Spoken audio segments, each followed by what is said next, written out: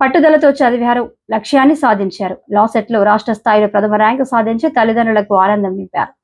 అన్నమయ్య జిల్లా పీలేరు మండలం ముడుపుల వేముల పంచాయతీ రాయలవారి పల్లెకు చెందిన న్యాయవాది జయశేఖర్ హేమలత కుమార్తె గిరిష్మ 5 సంవత్సరాల లా సెట్ ప్రవేశ పరీక్షలో రాష్ట్ర స్థాయిలో మొదటి స్థానంలో నిలిచింది.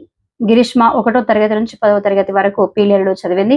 ఇంటర్మీడియట్ పీలేరు చైతన్య కళాశాలలో సిఈసి గ్రూప్ చదివి మంచి మార్కులు సాధించింది. ఈ సందర్భంగా గిరిష్మ మాట్లాడుతూ లా కోర్సు పూర్తి చేసి న్యాయమూర్తి కావాలన్నది తన ఆశయమని అన్నారు.